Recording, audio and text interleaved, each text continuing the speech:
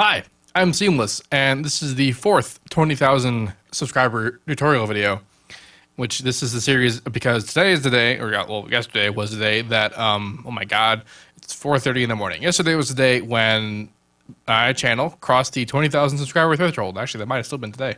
But point being, I am doing a bunch of tutorials that are requests, sound design requests, that were given to me on a Reddit thread, which is in the description. So if you want, throw a sound at me that you want me to try and recreate, let me know, and in that thread, and then I'll do it at some point. But probably tomorrow or the next day, I'll just do a bunch. And then once I've declared this particular event done, there's actually going to be a new series where I'll do one of these every week. And the next, the first one will be one, and then the next one will be a request that's the most highest voted comment on the comment section of that video that I did. Anyway, point being, this one is a big one. And not because I did it, but because I haven't done it. And people usually ask, and they still want to know. And it's a bit of a thing. It's the thing people think about, And this is the Skrillex Scary Monsters bass. At least I very, very much refrained from ever saying that I am outright trying to do that, because I know that I can't. And it's not because I don't know how it was done. I have pretty okay information about how it was done. It's just that knowing how it's done, I know that I'm still never going to be able to do it, because unless I am given precisely the same tools, settings, and content to use to create the bass using the technique that I'm pretty sure happened, I'm still never going to be able to recreate it. That's because of how very finicky this particular technique is. So what is the technique? Well, it makes this sound. And if you listen to the Skrillex Scary Monsters and Nice Sprites song, which is where that bass is from, you'll feel that those two basses are worlds apart. The two basses being his and mine. And you're right. But it's still the same related technique, and so how are they so far apart? And if you've never even thought about this particular method and never got close, this might be a breath of fresh air. You might be thinking, oh wow, that's actually way better than I would have thought it would turn out to be. But it's still not it. But let's show what it is. This is a vocoder bass, which is to say there's a sound, the carrier, the bass, and then there's a modulator, which is in this case a vocal. It's actually a recording of me making weird mouth sounds and a recording of a friend of mine doing an intro for a radio ad that I haven't finished yet. And I put them in there, and then they're modulating a carrier sound. Now, this carrier sound I used Citrus to create. The analog Citrus is FM8 analog, not the analog, the contemporary, I guess I should say. But it's still not accurate, is it? I'm tired. I'm not using words right. Point being, it's an FM synthesizer, and so is FM8. And I used Citrus to create a sound that sounds like this.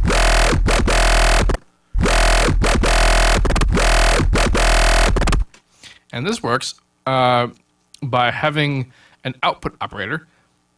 In this case, operator 1 is being modulated by a triangle. The output operator is a sine wave, but it is being modulated by a triangle wave. That modulation is being turned up and down, which is basically controlling the volume of operator 2 as it goes into operator 1. And because the FM amount of any operator is controlled by the modulating operator's volume. And then an addition of a high harmonic on top of that. And there's two ways to do this, but the way that I decided to do it was to have a separate operator entirely be that harmonic. And I like doing that, not just because it's something that you could also do in FM8, but because that allows me to modulate the high harmonic independently from the fundamental. And so I did that with operator 4. It's modulating operator 3.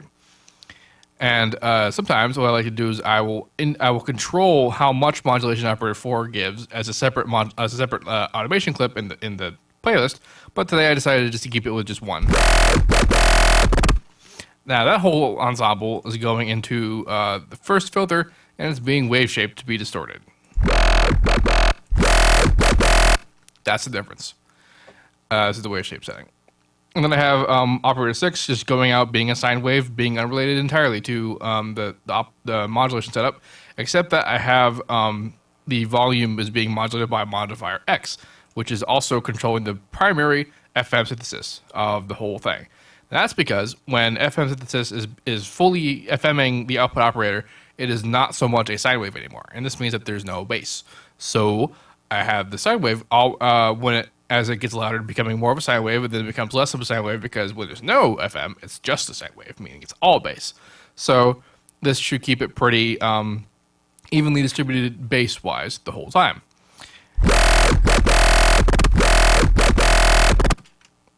That's that sound. Now I have that routed into the Vocodex with my vocals, which sounds like that. I rarely ever listen to that outside of the Vocodex, and it's because I will die of laughter. Now, in Vocodex, the way that vocoders work in general is that there is a carrier and a modulator. The carrier is, in this case, the FM sound designed in Citrus, and then the modulator is my hilarious voice. So I have carrier in 1, modulator in 2. So in Vocodex, we can go into the carrier modulator settings here, and we can say carrier is 1 and modulator is 2. And then, yeah. Now, when this happens, when this is correctly routed, one will not make sound unless the other is playing. That is, unless we actually filter in a bit of the carrier to ensure that there is low end, because the way that a vocoder works is that it analyzes the EQ levels, and EQ it makes the EQ analysis of the modulator and it applies it to the carrier. Very rarely in the modulator, when it's a voice, is there bass. Is it so? You talk, you have a low voice, but you're never gonna be 30 hertz low. So there's not gonna be bass. So then you make up for that by filtering in the carrier individually. And over here in these faders, we have the wet knob, which is always on, and then is usually 1. You can go higher than 1, kind of deal. And then we have this is just basically a set compressor kind of thing. I don't tend to put that on more than just default. Then we have the modulator and carrier faders, and they're controlled by a high-pass filter for the modulator and a low-pass filter for the carrier, which is great because this means that I can have only the bass come in for the carrier.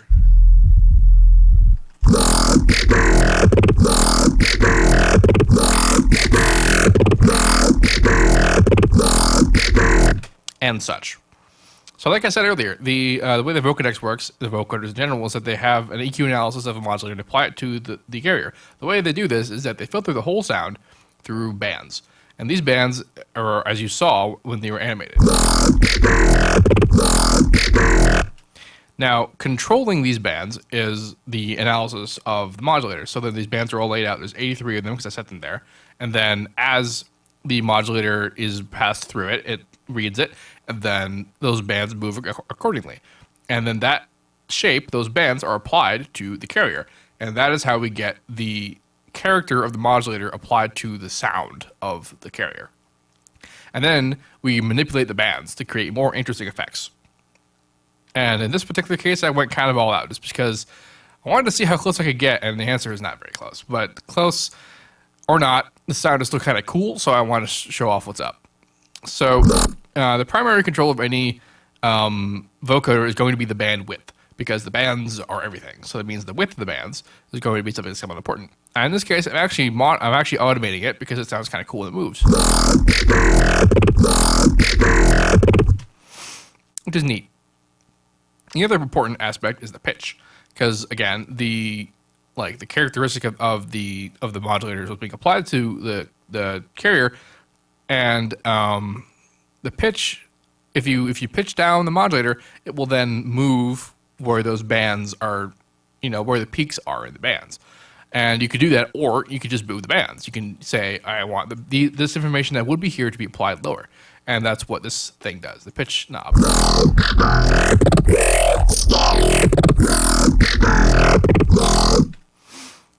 Now, all of these knobs that are up here, except perhaps the unison one, which is this guy over here.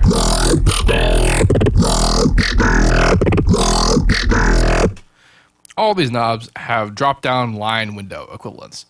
So we first have just the band gain, which is basically just EQ for the bands. I cut it off down here because that's where the bass comes in. We have band panning, which I don't mess with typically. Band gain offset, which I also don't mess with, but I just did because it destroyed everything. Modulator noise and pass through. Don't mess with that.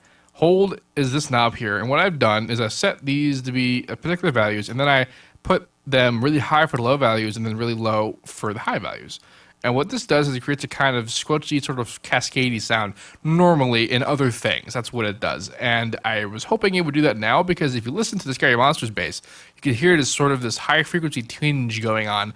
And I just don't know how he made that sound. Because I know how I would make that sound. I don't think that's how he made that sound, because the thing I used to make that sound didn't exist back then. So, I just... Anyway, that's why I did what I did for that. I did that for the hold, for the envelope attack, and the release. Now these control how fast and the bands move around and how long they stay where they are when they're activated by modulator movement in their particular, spectrum. Band distribution, which is what this does is it sets kind of like the area of the bands. By default, it doesn't go all the way to the bass. It's actually scrunched up a bit into highs, which is what this does. But it's the particular kind of set that's set at is not typically. It's not really noticeable. It's not a very drastic setting. So I kind of leave it there because it also does the job of keeping the bands in a location that will actually be heard, because otherwise bass. Bandwidth, this sets how thick at what part of the spectrum the bands are.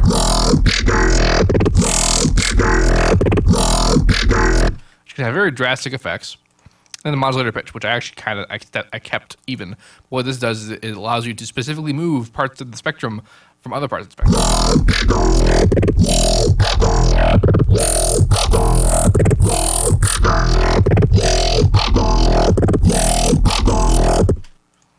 They give you extraordinary control over the tone of the sound. So saturation. What saturation is actually this knob over here. So this knob it says it's the bandwidth multiplier, and really what this does is it changes how sharp the analysis of the modulator is applied to the carrier's bands.